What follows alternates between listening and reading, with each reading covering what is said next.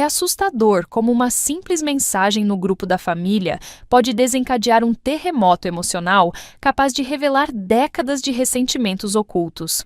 Foi exatamente o que aconteceu quando, depois de 7 anos obedecendo fielmente aos cronogramas meticulosamente planejados pela minha cunhada Beatriz, enviei aquela inocente mensagem no WhatsApp. Pessoal, eu e Marcelo vamos fazer uma pausa na rotina. Acabamos de comprar passagens para nossa viagem mundial de 1 ano. Podem reprogramar seus calendários, pois dessa vez não estaremos presentes nos encontros familiares. Nunca imaginei que um surto de coragem digital pudesse virar minha vida de cabeça para baixo. Lá estava eu, sentada na cama com o notebook no colo, 34 abas abertas de mochilas impermeáveis e tênis de trekking, quando tive aquela ideia absurdamente simples. Por que não contar logo para a família sobre nossa viagem mundial? Pensei, enquanto Marcelo tomava banho cantarolando Djavan desafinadamente. Sabe aquele momento de epifania em que você pensa, é agora ou nunca? Foi exatamente o que senti quando abri o grupo da família no WhatsApp, aquele mesmo que minha cunhada Beatriz usava como central de comando para suas operações familiares. Digitei rapidamente. Pessoal, eu e Marcelo vamos fazer uma pausa na rotina. Acabamos de comprar passagens para nossa viagem mundial de 1 ano. Podem reprogramar seus calendários, pois dessa vez não estaremos presentes nos encontros familiares. Cliquei em enviar com o coração acelerado e aquela sensação quente no rosto, como quem acabou de cometer uma pequena rebelião. Imaginei fogos de artifício, meu celular vibrando sem parar com mensagens de "Uau, que incrível! Manda fotos! Qual o roteiro? Vocês são corajosos demais!" Afinal, quem não ficaria empolgado ao saber que alguém próximo realizaria o sonho de conhecer 25 países em 12 meses? Eu já estava ensaiando mentalmente meus relatos de aventuras pela Tailândia. Mas sabe o que aconteceu? Nada. Absolutamente nada. O silêncio foi tão ensurdecedor que conferi 3 vezes se a mensagem havia mesmo sido enviada. Aqueles 2 tiques azuis nunca pareceram tão acusadores. Foi como se eu tivesse anunciado que íamos abrir uma barraca de cachorro-quente, não uma jornada épica pelo mundo. O que eu não sabia é que aquele silêncio era apenas o primeiro sinal de que algo muito estranho acontecia naquela família em que eu havia entrado 7 anos atrás. E talvez você, lendo isso agora, já esteja percebendo o que demorei tanto para enxergar. E você aí, já teve coragem de enviar aquela mensagem que poderia mudar tudo? Pois é, eu também não imaginava que 12 palavras num grupo de WhatsApp familiar seriam o início da minha sentença. Ops, quer dizer, da minha libertação. Se eu fosse listar todas as vezes que Marcelo e eu cancelamos nossos planos para atender aos chamados de Beatriz, precisaria de um livro inteiro, não apenas um capítulo. Como aquela vez em que perdemos os ingressos caríssimos para o Rock in Rio porque Beatriz decidiu que precisávamos comparecer à inauguração da churrasqueira nova dela.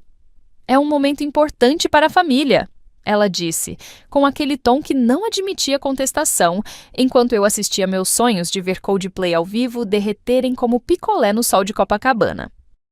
Você acha normal termos que pedir autorização da sua irmã até para passar um fim de semana em Búzios? Perguntei a Marcelo, enquanto ele ajustava o despertador para acordarmos às 5 horas da manhã no domingo. Tudo porque Beatriz havia decidido que o café da manhã de Páscoa começaria pontualmente às 8 horas. E morar em Niterói aparentemente não era desculpa para chegar atrasado. Marcelo deu de ombros com aquele olhar de cachorrinho abandonado que sempre usava quando o assunto era sua irmã. Lu, você sabe como ela fica quando contrariamos seus planos. Lembra do Natal passado? Como poderia esquecer? Cometemos o crime hediondo de chegar 40 minutos atrasados, culpa de um engarrafamento na ponte. E Beatriz nos recebeu com um sorriso tão gelado que quase pediu um casaco emprestado. Depois, durante toda a ceia, ela fez questão de comentar como algumas pessoas não valorizam tradições familiares e como certos casais deveriam repensar suas prioridades. Passei a noite inteira cortando peru e engolindo sapos, enquanto tentava ignorar os olhares de pena dos outros convidados. Foi naquela mesma noite que comecei a sonhar secretamente com fugir para bem longe. Não que eu não amasse minha família brasileira, com seu barulho, calor humano e aquela capacidade infinita de transformar qualquer domingo em uma celebração com churrasco, caipirinha e pagode no quintal. Mas havia algo sufocante na maneira como Beatriz orquestrava cada momento compartilhado, como se fôssemos todos atores em uma peça dirigida por ela. O problema é que eu demorei 7 anos para perceber que o roteiro dessa peça estava escrito com tinta invisível nas entrelinhas de cada convite que parecia mais uma convocação. Sério, é incrível como a gente só percebe que está numa prisão quando tenta sair dela. E se você acha que estou exagerando, espere só para ver as reações que começaram a pipocar no meu celular. As primeiras notificações começaram a chegar 3 horas depois.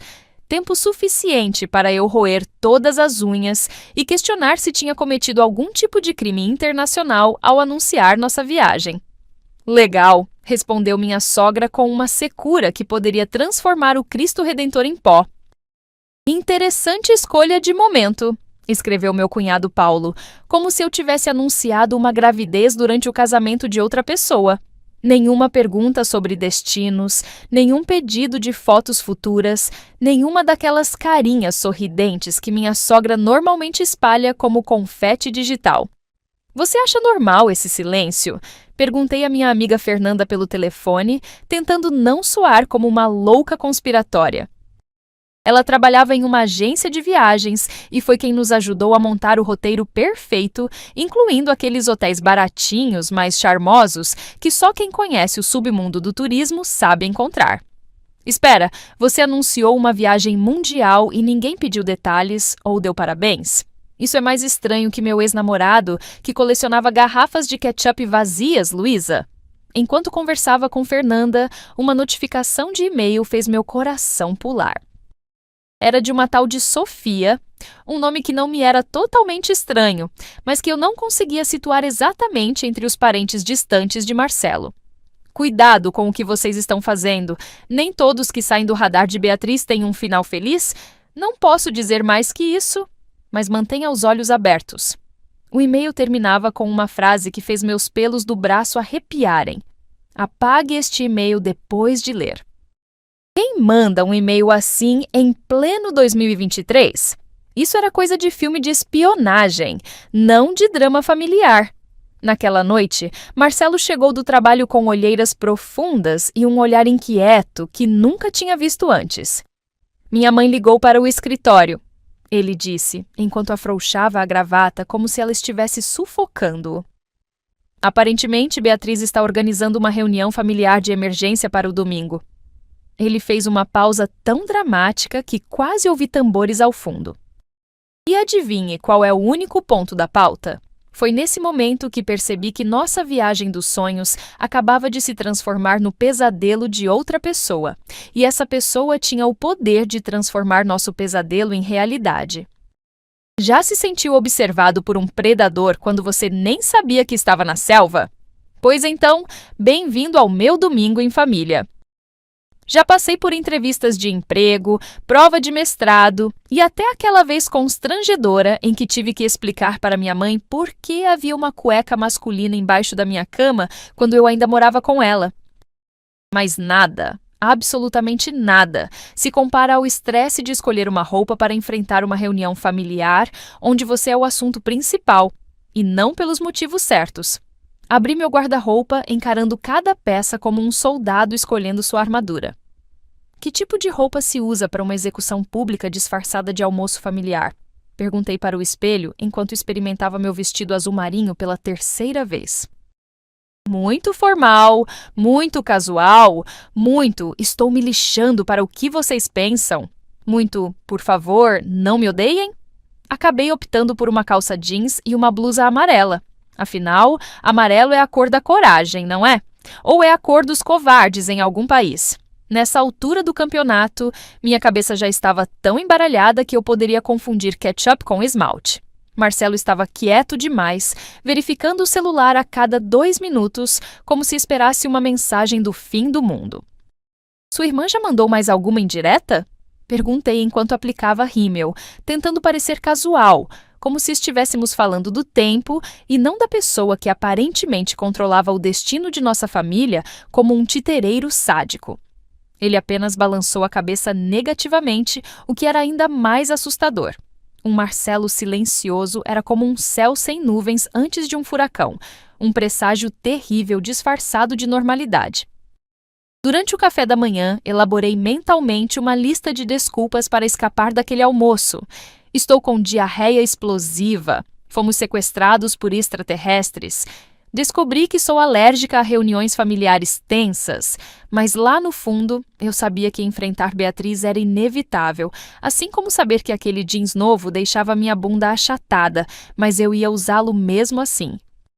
Alguns confrontos na vida são simplesmente inadiáveis, por mais que a gente queira enfiar a cabeça num buraco e fingir que o mundo lá fora não existe. Você já sentiu aquela sensação de estar caminhando direto para uma armadilha, mas não poder mudar de direção? É engraçado como escolher uma roupa para enfrentar sua adversária é mais difícil que decidir o que levar numa viagem mundial, não é? Mal sabia eu que aquela blusa amarela testemunharia o início da Guerra Fria familiar. A mansão de Beatriz nos Jardins era exatamente o que você esperaria de alguém que organiza a vida dos outros como se fosse um projeto de Excel. Impecável, intimidante e irritantemente perfeita. Até as petúnias do jardim pareciam alinhadas com régua e compasso. Toquei a campainha e ajeitei a alça da bolsa pela 1000ª vez, sentindo meu estômago fazer piruetas olímpicas. Ao meu lado, Marcelo suava tanto que eu podia praticamente ver uma pequena poça se formando sob seus pés no tapete de boas-vindas que, ironicamente, dizia: "Sinta-se em casa." "Luísa, querida! Marcelo, meu irmão preferido!" A voz de Beatriz tinha aquele tom falsamente animado que usamos para falar com vizinhos dos quais não gostamos. Seu abraço foi tão frio que senti calafrios, como se tivesse acabado de abrir o freezer da Antártica. Ela usava um vestido branco imaculado, porque, claro, Beatriz é o tipo de pessoa que consegue comer feijoada de branco sem derrubar uma única gota. Entrem, entrem! Estamos todos esperando por vocês. Mamãe fez aquela sua sobremesa preferida, Marcelo, pudim de leite condensado. O almoço parecia uma cena de filme de suspense onde todos os personagens sabem quem é o assassino, exceto a próxima vítima. A mesa estava perfeitamente arrumada, com arranjos florais que combinavam com os guardanapos, que combinavam com as almofadas do sofá. Típico de Beatriz, que transformava até um simples churrasco em um evento digno da família real britânica perdida nos trópicos. Meu sogro me cumprimentou com um aceno de cabeça tão discreto que poderia ter sido confundido com um tique nervoso, enquanto minha sogra me abraçou sussurrando: "Vocês realmente precisavam fazer isso agora?" Durante a refeição, Beatriz distribuiu comentários sobre compromisso familiar e valores tradicionais, com a mesma generosidade com que servia a feijoada, em porções abundantes e impossíveis de evitar. "Algumas pessoas confundem liberdade com egoísmo, não é mesmo, papai?" Ela disse, olhando diretamente para mim enquanto passava a travessa de couve. "Essa geração acha que pode simplesmente abandonar compromissos familiares por impulsos momentâneos." Engoli seco junto com um pedaço de linguiça que parecia ter triplicado de tamanho na minha boca. Como uma simples viagem tinha se transformado em traição à pátria? Eu estava planejando conhecer o mundo, não iniciar uma seita ou vender órgãos no mercado negro. A feijoada estava divina, mas o clima estava azedo como limão. E se você acha que já esteve em um almoço familiar tenso, aguarde para conhecer a conversa na cozinha, versão Beatriz. "Luísa, querida, pode me ajudar com a sobremesa?" O pedido de Beatriz soou mais como uma intimação judicial do que um convite. Engoli o último gole de caipirinha buscando coragem líquida e segui para a cozinha, sentindo os olhares da família me acompanhando como se estivesse caminhando para a forca. A cozinha de Beatriz era ridiculamente organizada. Até os temperos estavam em ordem alfabética, algo que me fez questionar se ela não tinha coisas mais importantes para fazer na vida, como, sei lá, desenvolver um hobby que não envolvesse controlar outras pessoas. Você sabe por que meus pais deixaram esta casa para mim, não para Paulo ou Marcelo? Beatriz perguntou enquanto tirava o pudim da geladeira com a precisão de um cirurgião cardíaco. Sem esperar resposta, continuou. Porque prometi ao meu pai, no leito de morte dele, que manteria a família unida.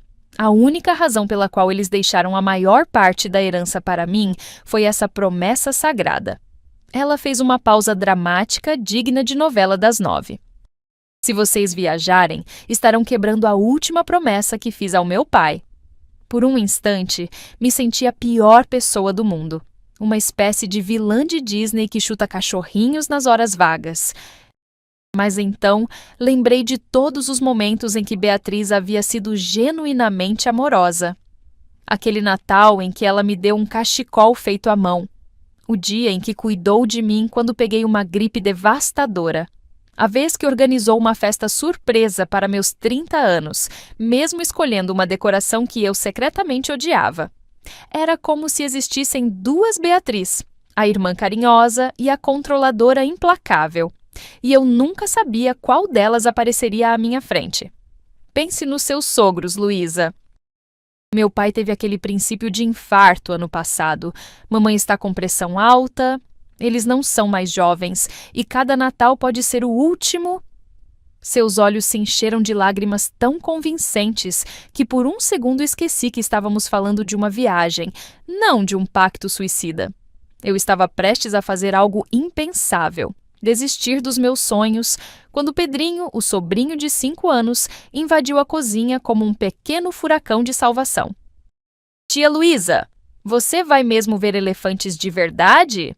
Traz um para mim? E naquele momento, olhando para aqueles olhinhos brilhantes que viam aventura onde os adultos só conseguiam enxergar ameaça, algo dentro de mim se fortaleceu. Por que eu estava permitindo que transformassem nosso sonho em algo errado?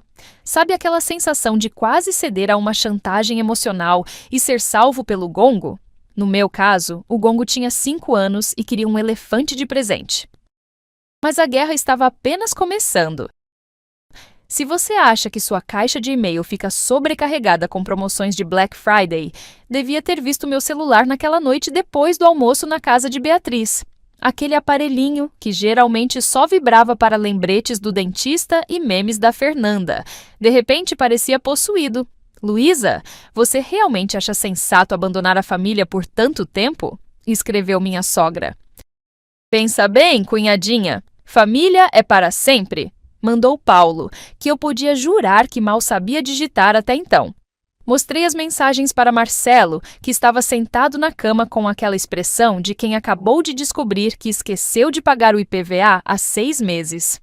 Parece que sua irmã acionou o exército familiar, comentei, tentando soar mais leve do que me sentia. A verdade é que cada nova mensagem fazia meu estômago afundar como se tivesse engolido uma bola de boliche. Até a sua tia Clotilde, que mora em Manaus e não nos vê há 3 anos, mandou mensagem dizendo que estamos sendo egoístas. Desde quando ela se importa se vamos aos almoços de domingo? O ápice da noite chegou quando o telefone tocou e o nome da minha sogra piscou na tela. Atendi preparada para mais um sermão, mas o que ouvi foi um soluço tão dramático que poderia ganhar um Oscar de melhor efeito sonoro em filme de drama. E se eu morrer enquanto vocês estiverem tirando fotos na Grande Muralha, Luísa? A voz dela tremia como gelatina em terremoto. Você vai viver com isso na sua consciência? Seu sogro teve aquelas dores no peito mês passado. E se for algo sério? Vocês estarão do outro lado do mundo quando precisarmos de vocês. Depois de desligar o telefone, Marcelo e eu tivemos nossa primeira briga séria sobre a viagem. Talvez devêssemos adiar. Ele começou, evitando meu olhar como quem sabe que está prestes a sugerir algo impopular. Senti meu sangue ferver, não de raiva dele, mas da situação absurda em que nos encontrávamos. Em que momento da minha vida eu passei de mulher independente para refém emocional da agenda da sua irmã? Disparei enquanto socava meu travesseiro, que, coitado, não tinha culpa nenhuma da minha frustração. Próximo passo é pedir autorização para pintar o cabelo ou comprar um liquidificador novo. Foi uma noite longa, com Marcelo dormindo no sofá e eu encarando o teto, me perguntando se todas as famílias eram assim ou se eu tinha ganhado na loteria inversa dos parentes controladores. Honestamente, se eu soubesse que anunciar uma viagem desencadearia a Terceira Guerra Mundial no meu celular, talvez tivesse optado por uma carta pombo-correio. Aliás, você já teve seu celular sequestrado por parentes manipuladores? Visitar meus sogros no fim de semana seguinte foi minha tentativa desesperada de restaurar a paz, mesmo que uma paz mais falsa que nota de R$ 3. A casa deles, em Perdizes, mantinha aquele cheiro inconfundível de café passado e naftalina, uma combinação estranhamente reconfortante que sempre me lembrava que algumas coisas nunca mudam. Dona Cida, minha sogra, me recebeu com um abraço mais rígido que aula de pilates, enquanto seu Antônio apenas acenou da poltrona onde assistia ao Brasileirão com a concentração de um monge tibetano. Marcelo, seu tio Geraldo perguntou por você. Liguei para ele ontem, comentou Dona Cida enquanto servíamos o café. Ele tem todas aquelas fotos antigas da família no porão. Luísa, querida, você poderia buscar aquele álbum azul para a gente ver? Está na estante de baixo.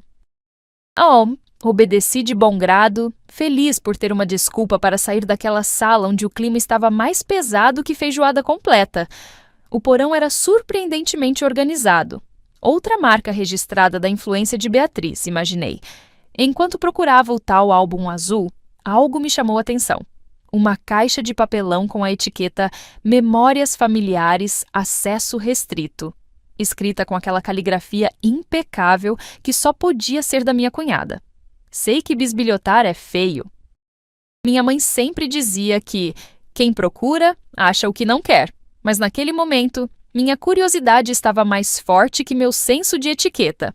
Abri a caixa e encontrei um álbum diferente, de capa vermelha desbotada. Na primeira página, uma foto da família completa em uma praia que parecia ser Guarujá, uns 30 anos atrás. O estranho? Havia pessoas que eu nunca tinha visto antes. Um casal sorridente ao lado dos meus sogros, uma mulher de cabelos cacheados abraçada com um Marcelo adolescente. Virei as páginas lentamente, percebendo um padrão perturbador. A cada evento familiar registrado, certas pessoas iam desaparecendo das fotos, como em um macabro jogo de encontre as diferenças. Na última página, um recorte de jornal amarelado me fez engasgar com minha própria saliva. Acidente fatal na rodovia dos Bandeirantes tira a vida de jovem advogada. A foto mostrava Cristina, a mesma mulher de cabelos cacheados das fotos anteriores, identificada como ex-cunhada da família Mendonça. A data?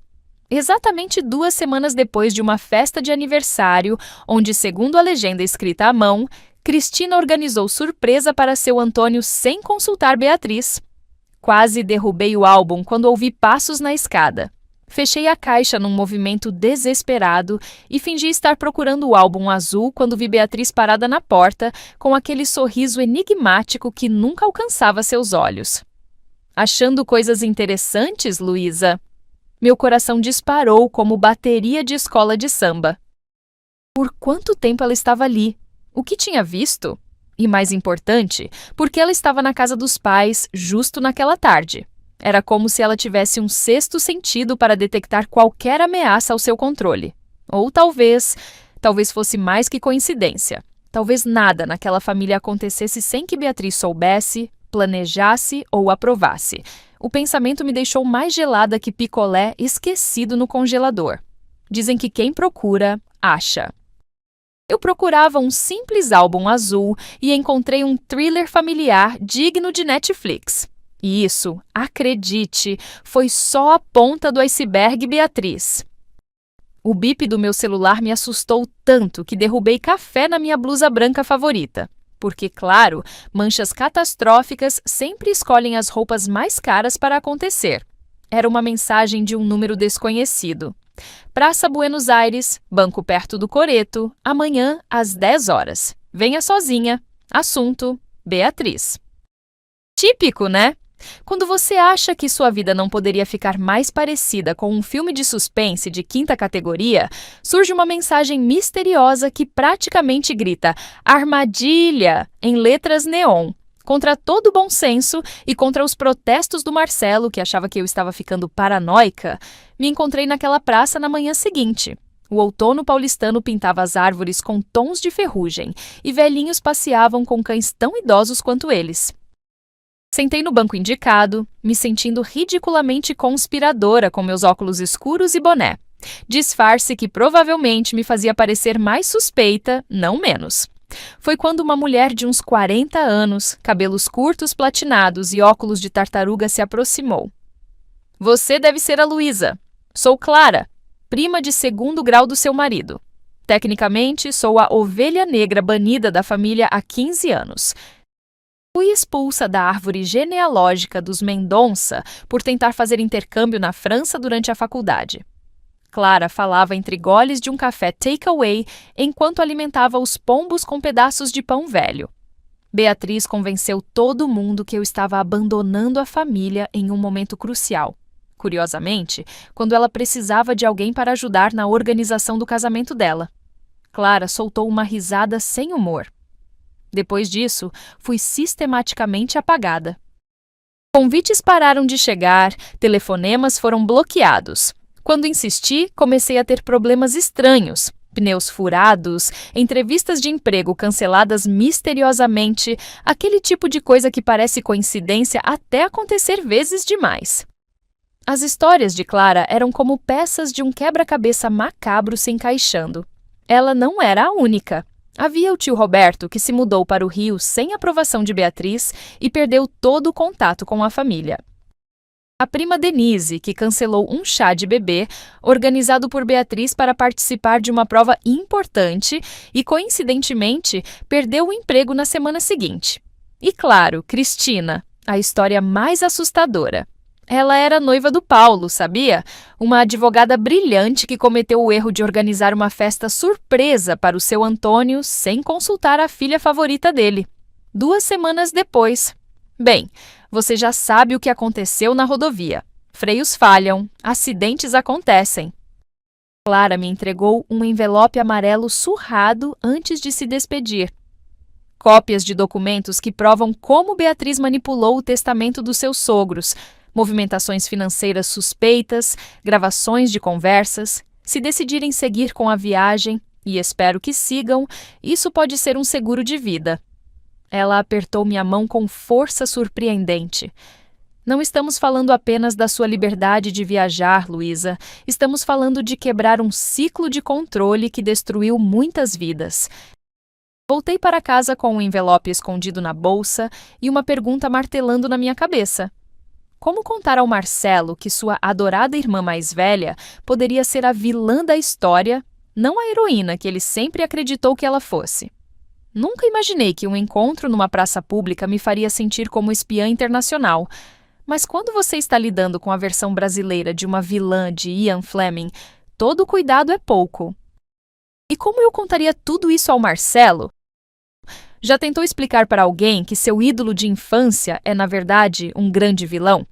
Pois é exatamente assim que me senti naquela noite, sentada na nossa pequena varanda com Marcelo, o envelope amarelo entre nós como uma bomba prestes a explodir.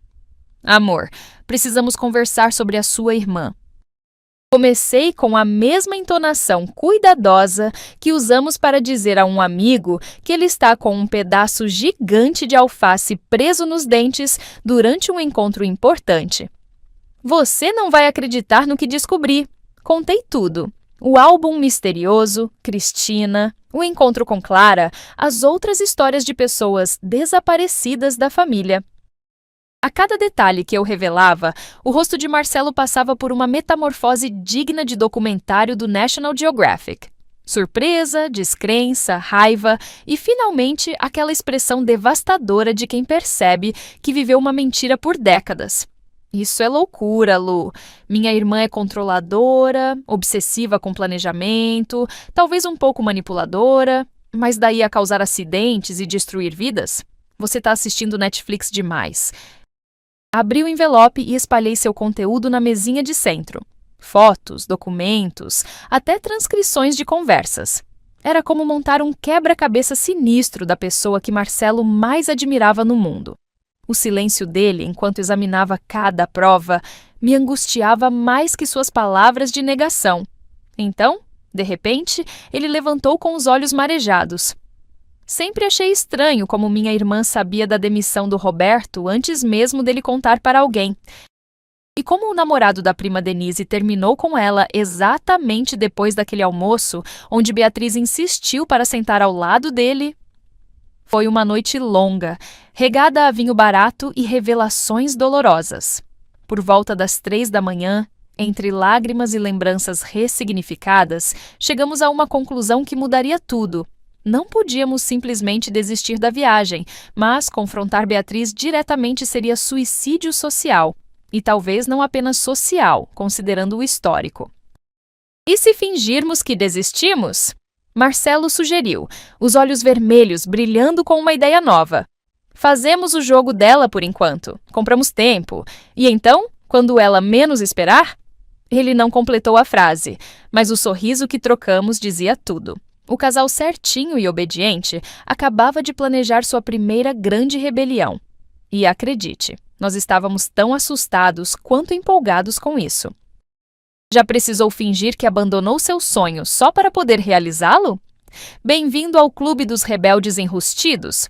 Agora vinha a parte mais difícil: enganar a mestra dos enganos. Depois de muito refletir, decidimos adiar nossa viagem mundial. As palavras saíram da minha boca com a mesma naturalidade de um vegetariano anunciando que vai abrir um açougue. Estávamos todos reunidos para mais um almoço dominical na mansão de Beatriz, estrategicamente sentados conforme seu mapa mental de controle familiar.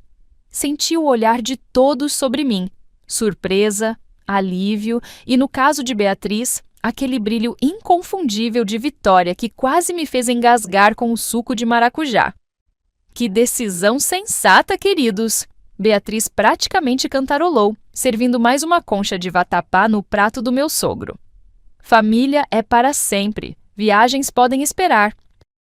Aliás, já que vocês estarão por aqui, podemos retomar nossos planos para o Natal em Campos do Jordão. Já reservei as cabanas, vou mandar o valor que cada casal deve depositar até semana que vem. E assim, em menos de 30 segundos, Beatriz reestabeleceu seu controle imperial sobre nossas vidas, agendas e contas bancárias, sem sequer perguntar se podíamos ou queríamos ir a Campos. Nos bastidores, nosso plano avançava como uma operação secreta. Vendemos móveis aos poucos no marketplace, sempre em dinheiro. Trocamos passagens para datas diferentes, saindo de Viracopos em vez de Guarulhos. Criamos e-mail novo para comunicação com agências de viagem. Até fechamos um acordo para alugar nosso apartamento para um casal de portugueses por um ano, tudo por meio de um amigo de confiança para não levantar suspeitas. Me sinto em Missão Impossível, só que sem aqueles músculos do Tom Cruise e com muito mais ansiedade, confessei a Marcelo enquanto escondíamos documentos importantes dentro de uma caixa de sapatos velhos. O quase flagra aconteceu durante um churrasco na casa dos meus sogros. Beatriz pegou meu celular emprestado para fazer uma ligação, quando o seu, misteriosamente, ficou sem bateria. Meu coração quase parou quando vi que havia deixado aberto o e-mail com a confirmação das nossas novas passagens.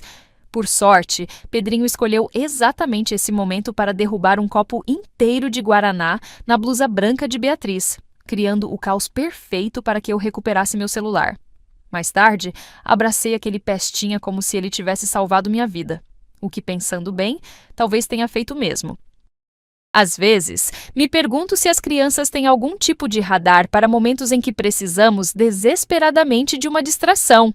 O Oscar de melhor atuação em drama familiar vai para eu e Marcelo por nossa interpretação de casal que desistiu da viagem dos sonhos. Mas nos bastidores, nossa operação clandestina estava apenas esquentando. Vocês realmente acham que ela tem tanto poder assim? Paulo, irmão mais novo de Marcelo, parecia cético enquanto bebia sua cerveja artesanal num boteco discreto em Pinheiros, tão longe da zona de influência de Beatriz quanto possível. Escolhemos o lugar a dedo, barulhento o suficiente para ninguém ouvir nossa conversa, despretensioso o bastante para Beatriz jamais pensar em frequentar. Irmão, lembra quando você quis fazer faculdade no Rio e misteriosamente perdeu a bolsa de estudos? Ou quando a Renata foi promovida naquela empresa onde a amiga da Beatriz era diretora? Renata, esposa de Paulo, uma mulher normalmente reservada, surpreendeu a todos com sua explosão emocional. Vocês não têm ideia do inferno que é tentar agradar sua irmã há 12 anos. Sabem por que nunca tivemos filhos? Porque Beatriz me convenceu que seria irresponsável engravidar enquanto Paulo não fosse promovido. Ela enxugou uma lágrima furtiva. E, coincidentemente, toda vez que ele fica perto de uma promoção, algo dá errado. Já perceberam que somos o único casal da família sem filhos? Às vezes penso que ela orquestra isso para que estejamos sempre disponíveis para seus eventos. Uma revelação após outra foi surgindo naquela mesa de bar, como se tivéssemos aberto um dique de frustrações reprimidas por anos. O primo Gustavo e sua esposa Daniela também tinham planos secretos de se mudar para Portugal. A tia Solange confessou que escondia do marido suas aulas de dança de salão, porque Beatriz uma vez comentou que era inapropriado para uma senhora da sua idade. Era como se, sem perceber, tivéssemos formado um grupo de apoio para vítimas anônimas do controle da Beatriz. E a cada história compartilhada, nosso plano de fuga ganhava novos aliados. Precisamos de uma estratégia coordenada, disse Marcelo, assumindo naturalmente o papel de líder daquela pequena revolução familiar. Não é só sobre nossa viagem mundial, é sobre quebrar um ciclo tóxico. Ele explicou o plano.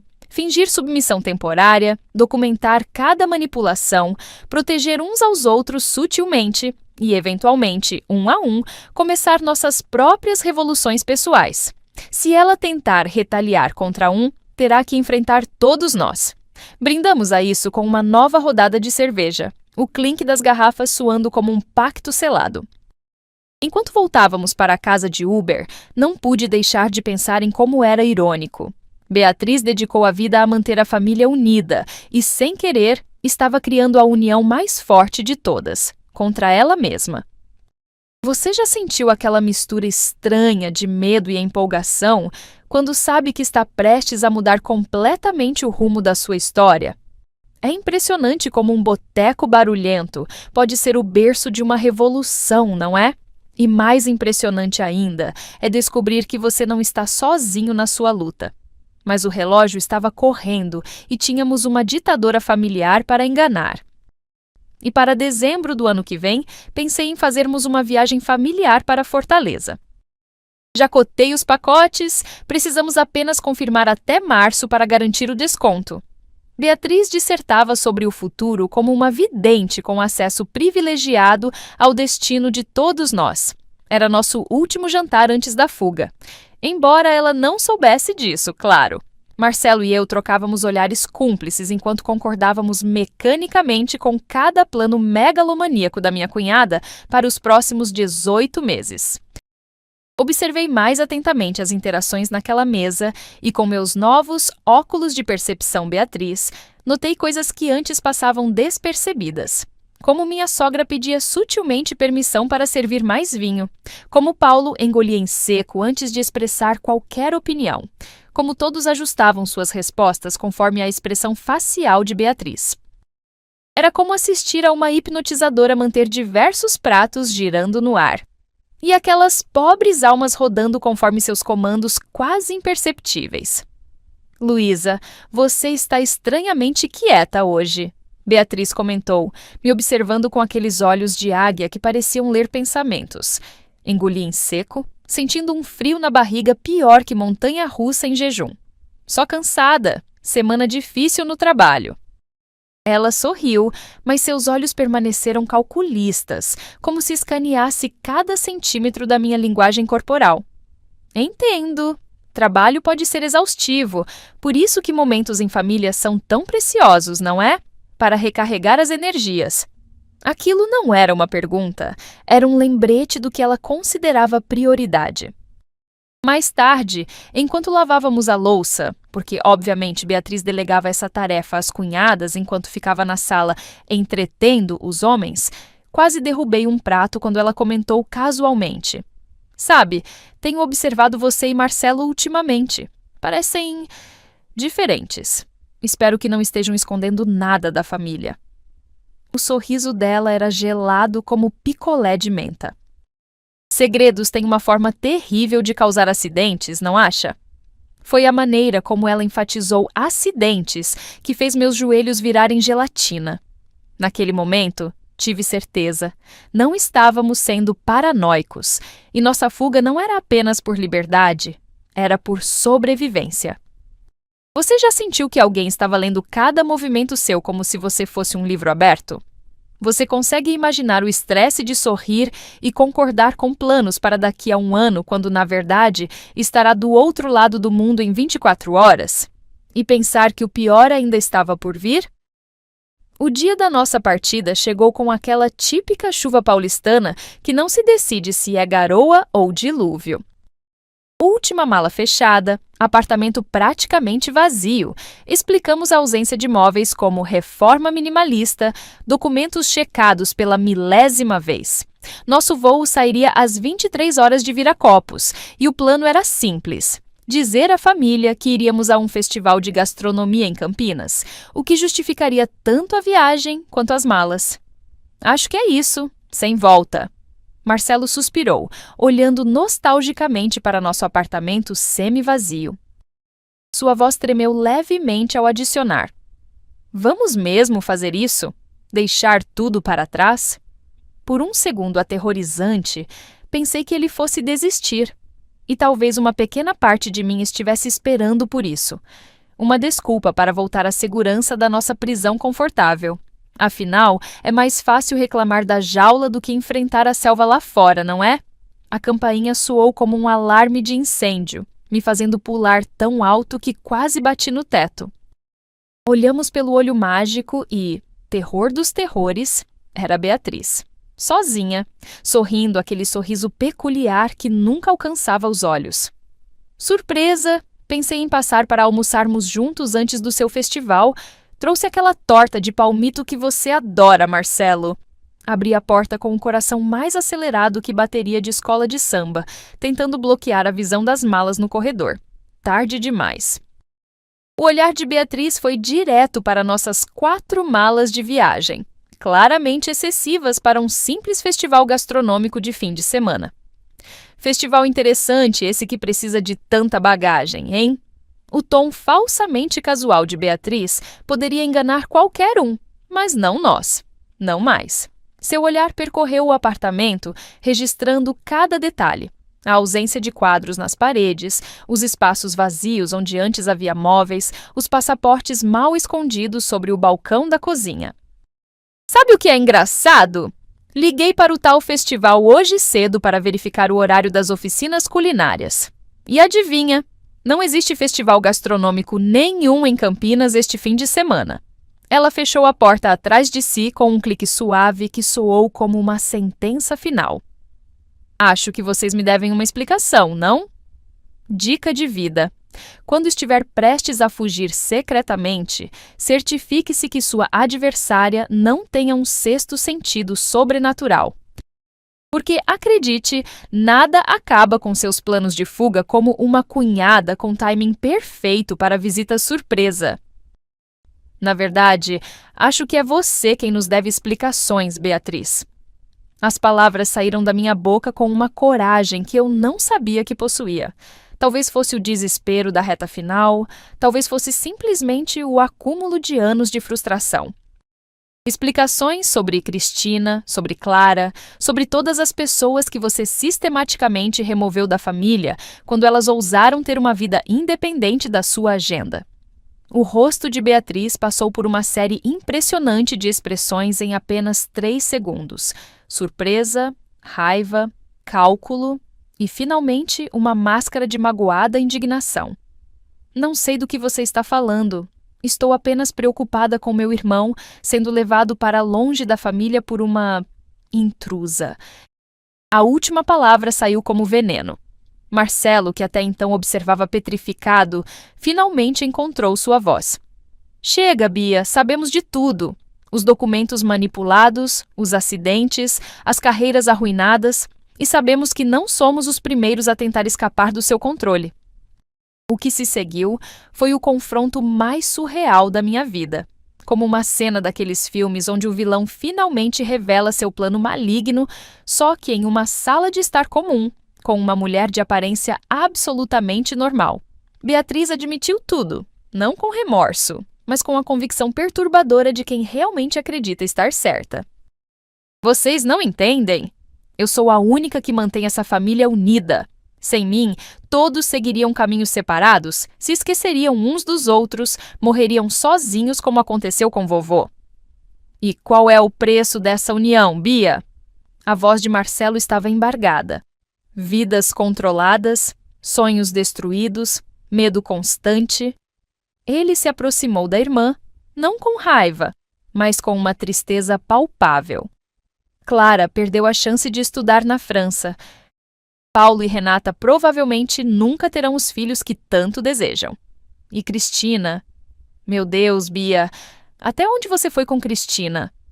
Beatriz não respondeu, mas seu silêncio falou volumes. Foi nesse momento que tomei a decisão mais difícil e também a mais libertadora da minha vida. Estamos indo embora, Beatriz, agora. E você tem duas opções. Minha voz era surpreendentemente firme. Pode nos deixar ir em paz, sabendo que temos cópias de todas as evidências contra você guardadas com várias pessoas diferentes. Ou pode tentar nos impedir e, nesse caso, tudo virá à tona, para a família, para a polícia, para todo mundo. Era um blefe desesperado, mas funcionou. Algo no olhar de Beatriz quebrou, como se finalmente percebesse que seu reino de controle estava ruindo. Ela saiu sem dizer mais nada, apenas batendo a porta com força o suficiente para fazer os poucos quadros restantes tremerem na parede. 2 horas depois, estávamos no aeroporto, embarcando para Bangkok com uma mistura inexplicável de medo, culpa, alívio e, acima de tudo, uma sensação embriagadora de liberdade. Você já sentiu como é respirar profundamente depois de anos prendendo o fôlego sem nem perceber?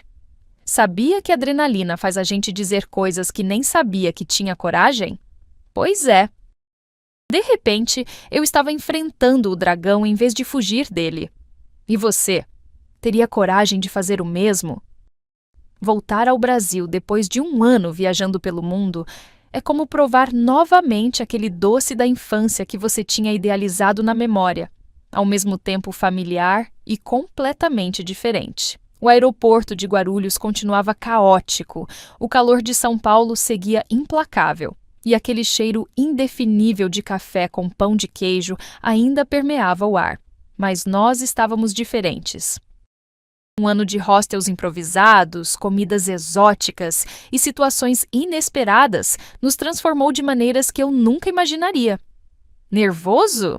Perguntei a Marcelo enquanto esperávamos nossa bagagem na esteira. Ele não precisava responder verbalmente. Sua perna batendo freneticamente contra o chão já dizia tudo.